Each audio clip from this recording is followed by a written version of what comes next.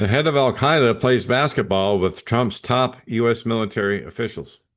Hey everyone, Johnny here, Don't Speak News. And on top of all that, he was at the White House today meeting with Trump. So he was playing basketball with the CIA and the U.S. military yesterday, as we'll see coming up here in this particular segment. But right here he is at the White House. This guy has so much blood in his hands.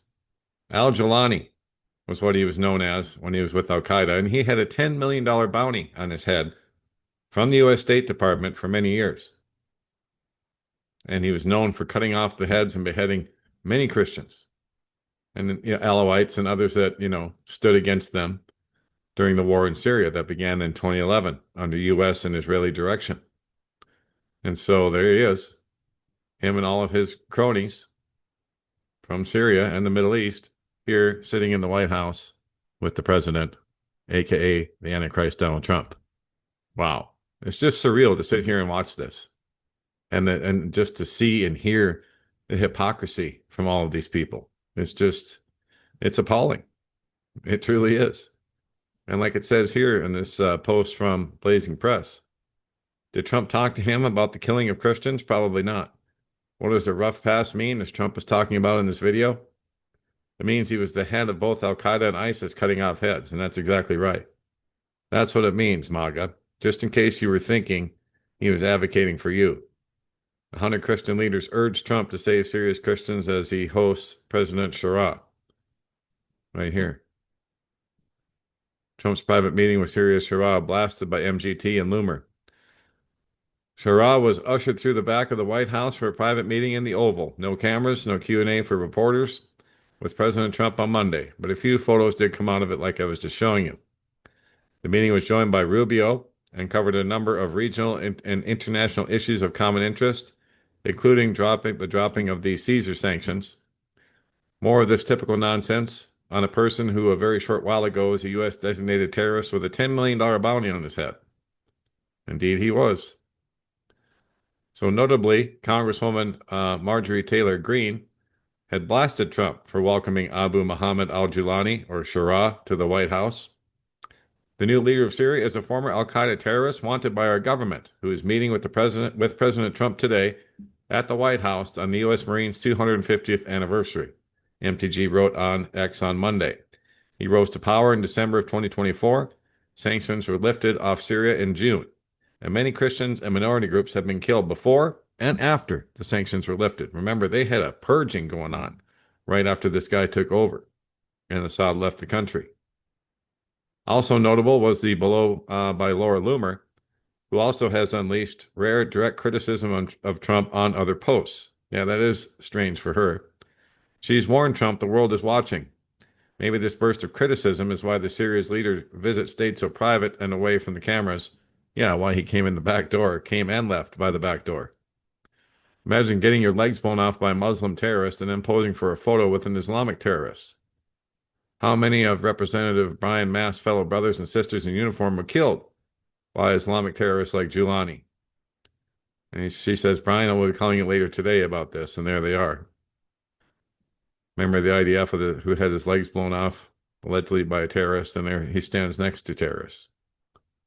So, unreal. Syrian President al-Shura, whose Al-Qaeda name is Abu Muhammad al-Jolani, is being welcomed in Washington Monday, where he's meeting Trump at the White House, which is a first for any Syrian head of state in history. But just before this, some 100 influential Christian leaders sent a letter to President Trump calling on him to raise the issue of minority rights and protection of Syria's ancient Christian community. And we'll see how much he listens. The letter was led by Dede Laugesen, president of Save the Persecuted Christians.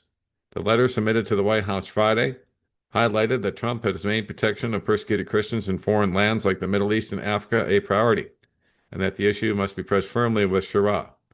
Former members of Trump's cabinet, Dr. Ben Carson, was among those who signed the urgent letter.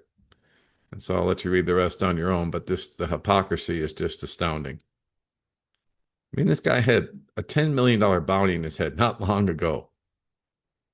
Not long ago, Trump would have been calling for him to be arrested, to be prosecuted, to be executed if found guilty, but not now.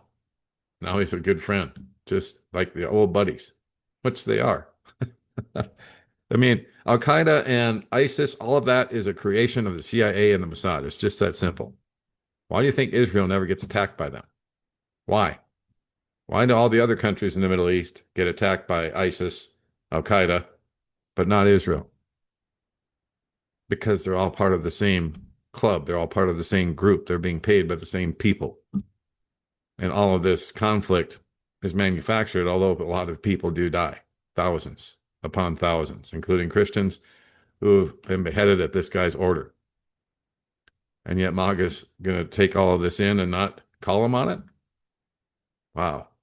Anyway, and as we can see, he was playing basketball. I put this up this morning.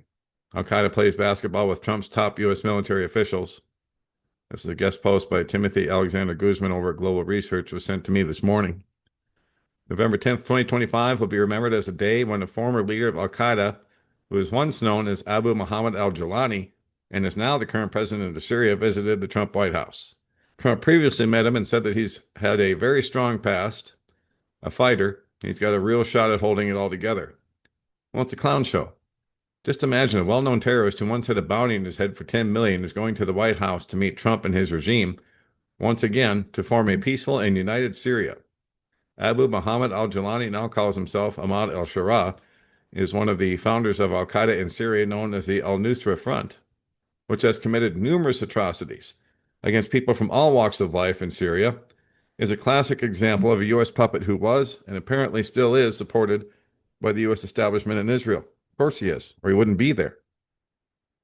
Fox News sugarcoated the terrorist leader and labeled him as a former rebel, right, who helped topple Syria's former president, Bashar al-Assad. Al-Sharaa, formerly known by the nom de guerre Abu Muhammad al-Jolani, led the rebel offensive in December that toppled Syrian dictator Bashar al-Assad regime. His group, Hayat Tahrir al-Sham, was designated by the U.S. State Department as a foreign terrorist organization. Secretary of State Marco Rubio announced in June that the Trump administration will remove the label amid the president's efforts to reset U.S. and Syria ties, standing right next to the bloody terrorist who persecuted and killed how many of our brothers and sisters in Christ. But he is the Antichrist, after all, so it shouldn't surprise any of us. But according to Rubio, this foreign terrorist organization revocation is an important step in fulfilling Trump's vision of a stable, unified, and peaceful Syria. Trump supports repealing the Caesar Act, which allowed Washington to sanction specific individuals, companies, and institutions that had links to Assad. Fox News then concluded their story by reminding readers that the bill, which was named after a Syrian army defector who smuggled thousands of images documenting torture and executions in al-Assad's prisons. This was during the Obama regime. The person they called Caesar to hide his identity was a Syrian defector that testified in U.S. Congress in 2014 and then before the Senate Foreign Relations Committee in 2020, who supposedly had thousands of photos in the thumb drive of Syrian citizens being tortured and murdered in prisons during Assad's time in office. Caesar then gave the photos to the Syrian National Movement, and Human Rights Watch got a hold of them and managed to examine thousands of photos who were allegedly being tortured and murdered, but they only chose 27 prisoners and claimed the Assad government had committed atrocities against his own people. However, it was all propaganda to oust Assad and bring in Western-backed terrorists to fight their enemies in the Middle East, including Assad government forces, Hezbollah in Lebanon, the Iraqi resistance, the Palestinians, Iran, and so on. Yeah, they're a puppet, a proxy army for Israel and the United States to fight in places that we don't want our troops dying in. So we'll send out the Al-Qaeda and ISIS troops and let them die in mass numbers. Cannon fodder is what they're being used for. Now in 2025, the former leader of Al-Qaeda was seen playing basketball with Trump's CENTCOM commander Brad Cooper and Kevin Lambert, who currently leads anti-ISIS operations in Iraq. This is quite ironic. Indeed, it would be if they weren't all working together from the beginning. But it was, a facade put up by the media saying that we were fighting against ISIS and Al-Qaeda. The Times of Israel reported that after his arrival in the United States, Sharaa shared a video on social media of him playing basketball with CENTCOM commander Brad Cooper and Kevin Lambert, the head of the International anti-IS operation in Iraq, alongside the caption, "Work harder, play harder." U.S. envoy to Syria Tom Barak said earlier this month that Sharia would hopefully sign an agreement to join the international U.S.-led alliance against the Islamic State group. And so there they are, all getting along and shooting some hoops. We don't need the music to go with it. Wow. Just unreal seeing this. So let's get this straight. The U.S. and Israel created Al-Qaeda and the Islamic State to conquer and divide the Middle East, and then they targeted members of Al-Qaeda and ISIS when it was convenient to show the world that they're fighting terrorists. Then Al-Qaeda and ISIS retaliated, and they also killed U.S. soldiers and citizens alike, and now they're playing basketball together in Washington, D.C. Truth is surely stranger than fiction. Indeed. There's a flashback to when Ronald Reagan was sitting in the White House with Al-Qaeda freedom fighters from Afghanistan and Pakistan. And there you go. Hypocrisy front and center on the world stage at the White House and up behind the CIA. Wow, unbelievable. There it is. Hypocrisy at its finest, guys. That's the U.S. government for us. And I have some other stuff I'd like to cover, but I think we're going to end this segment here, and we'll begin with a different one for a different subject. So that will be it for now. God bless, take care. Johnny Storm, Don't Speak News.